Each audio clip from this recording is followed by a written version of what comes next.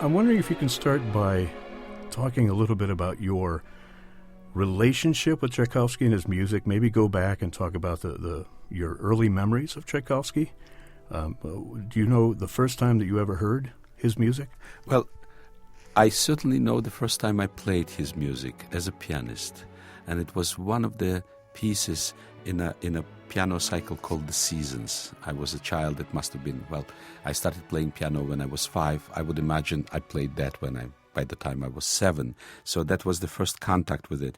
But if you grow up as I did in what was at that time Leningrad, today again St. Petersburg, Tchaikovsky's music is in the air, if you will. Every time of Christmas, there is going to be a nutcracker given by the ballet company. You hear it on the radio. You will see it on television. It is part of life. And so you grow up, even without being conscious of it, it permeates the air. And so then, of course, come the personal experiences of conducting it as a student. The very first opera I ever conducted was Eugene Onegin, the opera of his, and I was 19 years old. And it's just, it's as natural as breathing, which doesn't necessarily guarantee any sort of insight into performing it or quality of it. That's something else. But you can say that it's something that is you grow up with. It's in your blood. And after that, of course, has to come a very important time when one has to really examine what one feels, why one feels it, and what it is about. When did that start to happen for you, that you really started to dig beneath the surface with Tchaikovsky and his music? I'm not quite sure that I could even answer that, because what we do, we interpret music of others. And from the very beginning, we are brought up with the idea that we are at the service of the composers, because these people have a supreme gift. They're able to imagine something extraordinary and original from nothing. It comes to them in their mind and their heart, and then they put it on paper, and then someone will play it and it becomes real sounds. But that kind of a creative gift, the process of creation, we cannot really understand. Those of us who are not composers but interpreters, the idea is that we have to try to grasp the spirit of the piece as it was conceived and bring it to life to the best ability we can. But of course then the question is how old you are, how sensitive you are, how observant you are, etc., etc. And no matter what the talent is, as we go on living, the same music, which remains the same on paper, will inevitably sound different because we change as we go through life. But the point of departure, whenever you open a score of music, is to try to understand what the story is about, and after that, try to figure out how to express it.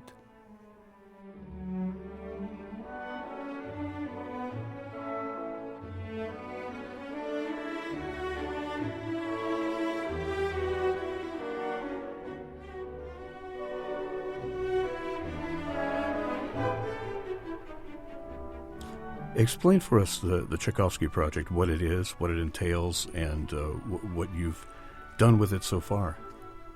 The project originated fairly recently. About 2 years ago, I have been asked by the Czech Philharmonic Orchestra and Decca to record with them the cycle of Tchaikovsky's symphonies and other works as well. In fact, they wanted the whole Tchaikovsky. Well, the whole Tchaikovsky I cannot really realize, because it means I would have to stop conducting everything else which I do and which I love. But the idea of the complete Tchaikovsky symphony cycle and some of the other works like Romeo and Juliet, Francesca da Rimini, Serenade for Strings, 3 piano concertos. The third one, of course, is what he started, but it exists only as one movement. That idea I found very powerful. And the fact that it came from the Czech Philharmonic Orchestra, that has a very beautiful, very noble tradition, I found very fascinating, because on one hand, these are Slavic people, and so the language of this music, its sentiment, its idiom, is very familiar, in a way native to them, because it is so similar to Dvorak. And so I thought, well, as an instrument of expression, that orchestra would be very well placed to reveal the spirit of this music. On the other hand, because of their own history, of course, they're so closely connected to the Western Europe. I mean, they have been part of the Austrian Empire for long. And so that, in a way, allows them not to be burdened by the cliches that will always happen inevitably when the music is interpreted by those who come from the same culture. And it's something which is a given. And one should never assume that just because it's been done that way, it will always have to remain so. And the combination of these factors made me think that it would be a very beautiful project to realize.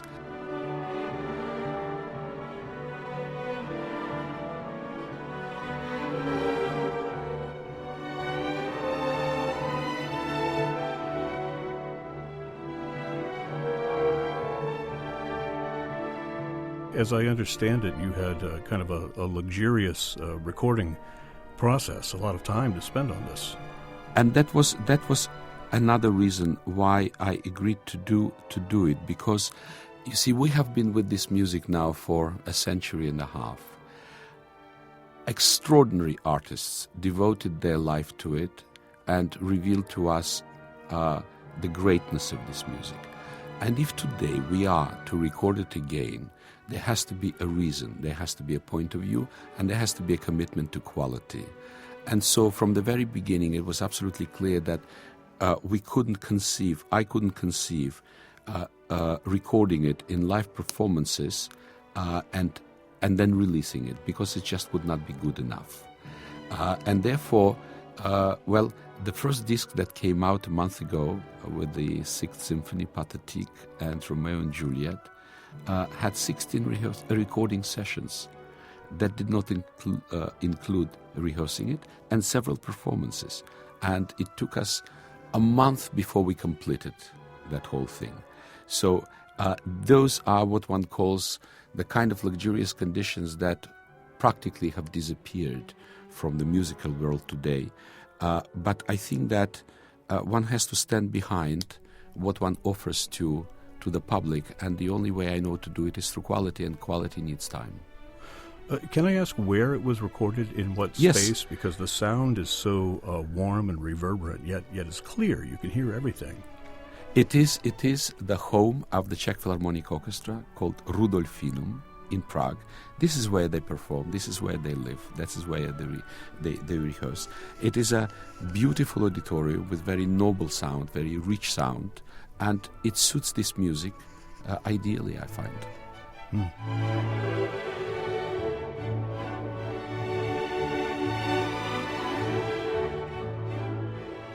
Now, you are recording the symphonies of Tchaikovsky. You're going to be recording the piano concerto. Why did you start at the end with the symphonies, with the Pathétique? Why not? One has to start somewhere. Well, I have contemplated what to start with, and my instinct told me that we must start with something which is in a way a summation of his life and his creative oeuvre. And Pathétique is that summation, because it really brings the entire life cycle in sound. It brings it out from the first movement to the second movement to the third movement and finally to the finale. And there was also another reason for it, which has to do with my own evolution, if you will, of how I view the piece and its meaning, because the commonly held and accepted idea from the very beginning of the Pathétique Symphony is that it is a requiem he wrote to himself. He conducted it and he died less than 2 weeks later. And it is a requiem and signifies the resignation and acceptance of death. Well, as I grew up with that point of view, I accepted it at the time. And in the last few years, I have really came to the conclusion that it is anything but acceptance and resignation. The man was 53 years old. He was not fatally ill. His death was an accident. Whether it was cholera poisoning or self-inflicted death will probably never be known. There are arguments in favor of each scenario. We simply don't know. But the fact is, it was too soon for him to die, and I cannot imagine him accepting the idea. And examining the score, and particularly the final page of it, of the coda in the last movement, the score is very revealing. The tempo, which is quite fluid, the theme that is being used for that coda is not the main theme with which finale begins. It is the second theme of the movement, which is a theme of aspiration, of longing, of desire. Except the first time we hear it in the D major key. And when it comes back in the coda, exactly the same theme is taken into a B minor key, which is a very different mood, if you will, even though the melody is similar. And then the dynamics and the accents in the score, which are very harsh, very violent, they couldn't possibly depict acceptance and resignation. If anything, it is a protest against it. And it ends relatively abruptly in the final bars, just like his life itself. And so I thought that I wanted to start with this, and after that we will explore the rest of his symphonies.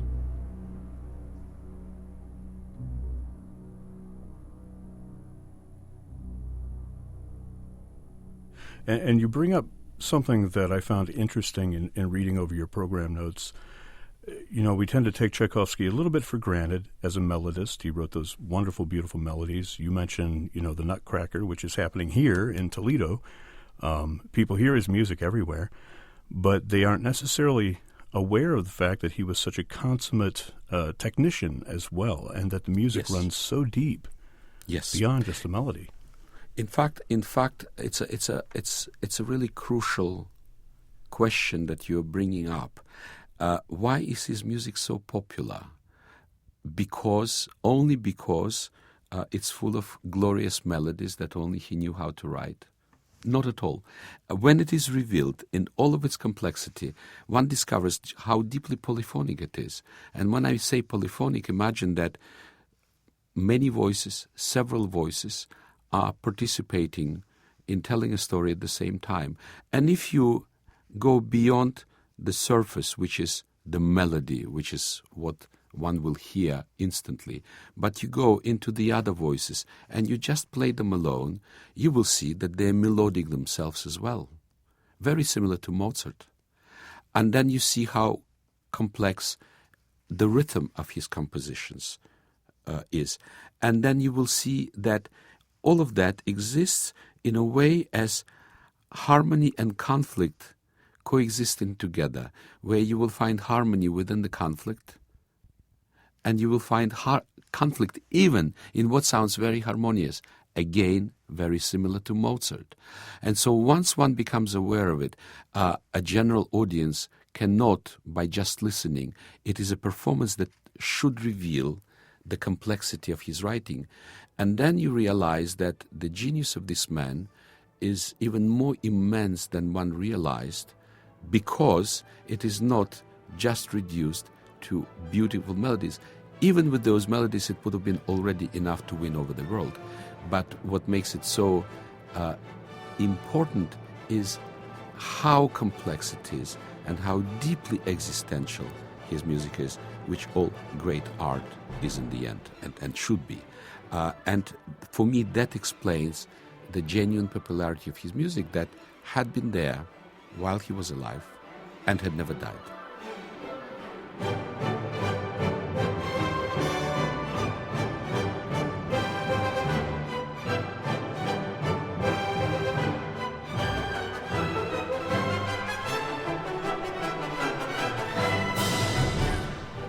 I could listen to you talk all day, you know that. Thank you. Well, it's a wonderful recording. I look forward to the next installment in the Tchaikovsky project. And in the meantime, Maestro Semyon Bychkov, thank you so much for spending some time with us here on FM 91. Thank you. It's been a pleasure.